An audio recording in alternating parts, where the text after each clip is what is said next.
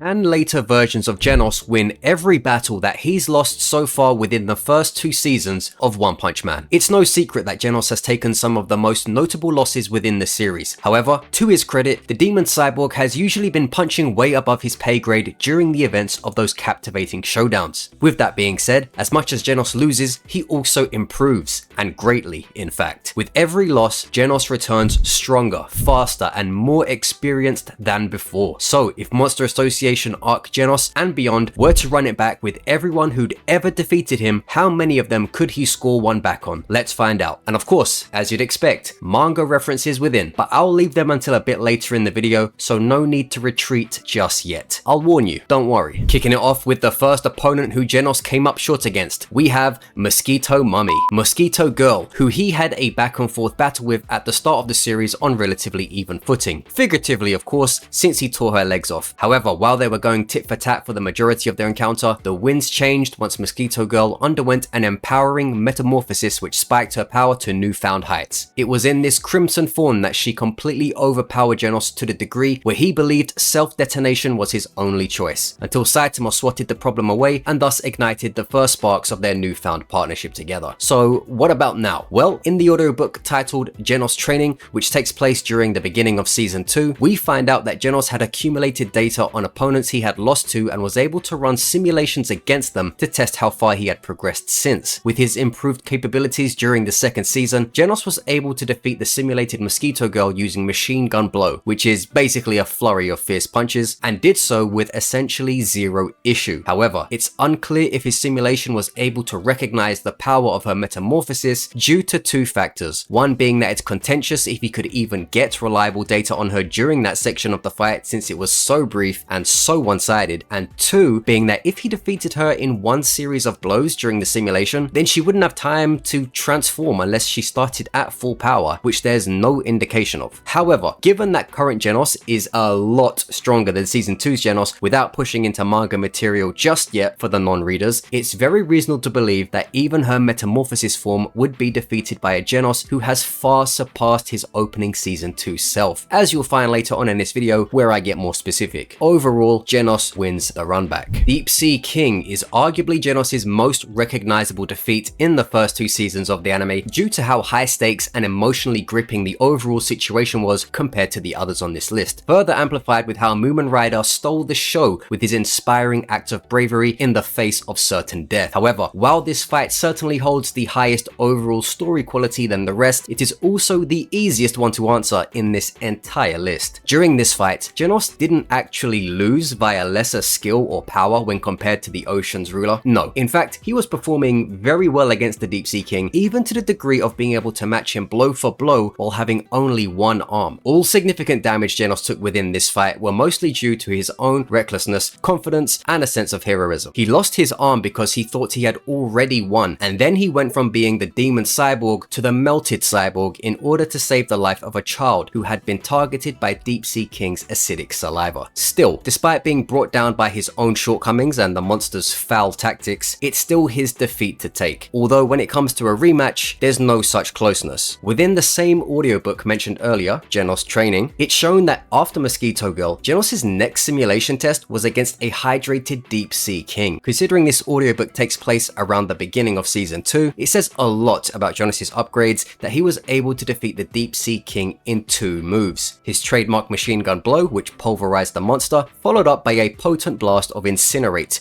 which cooked his opponent into deep fried seafood. Considering even early season 2's Genos sizzled the strongest known form of Deep Sea King with low difficulty, it's clear that current Genos makes sushi of the Deep Sea King with even greater ease in the run back. Enjoying the video so far? Make sure to hit the like and subscribe button for more One Punch Man content from the channel. Consider it an upgrade to your YouTube experience from Dr. Kiseno. Awakened Cockroach is next. And yes, you're right. Genos didn't lose to Awakened Cockroach. It was, in fact, the Awakened Cockroach who fled from him, which gives Genos the victory on the score sheet. However, this is more of a bonus section before we begin heading into manga references. And that's because even though Genos won, it was clear that he was dissatisfied with his performance within this battle and how the method of his victory troubled him. When Genos used adhesive gel to stick Awakened Cockroach in place so he could use Incinerate, Genos lamented admitted to himself that the fact of him needing to use that method to contain the monster's movements suggested that he's still not fast enough to reliably tangle with the likes of Speedo Sound Sonic. So yes, Genos did get one over on the Cockroach, but he clearly did not feel great about his win. His movements were too slow to keep up with the worryingly fast monster, and that led to him even losing an arm in the process. With that being said, it wasn't long after this fight where Genos got his post-super fight arc upgrade, the one which he used to overwhelm Gardo toward the end of the season. This upgrade rendered him faster and stronger than before, so strong in fact that his brute force resembled that of Tank Top Master's physical strength. This form even allowed him to push back and penetrate Elder Centipede, and even significantly explode his ridiculously large form from top to bottom from within. Granted, Elder Centipede managed to heal the damage, but he still dealt the damage nonetheless. With such an impressive upgrade, I think it's fair to say that if Genos was marginally just behind Awakened Cockroach before this upgrade, with it he'd be able to fight him on an even enough footing or perhaps beyond. Yet this time with superior strength and even greater firepower and versatility. This should put him in the position to score a tight victory over Awakened Cockroach, and even if you're not convinced totally, it's a clear indicator that further upgraded Genos forms in the manga would solve this bug problem with zero controversy, since his overall power only ever rises into dragon defeating territory. So, successful runback.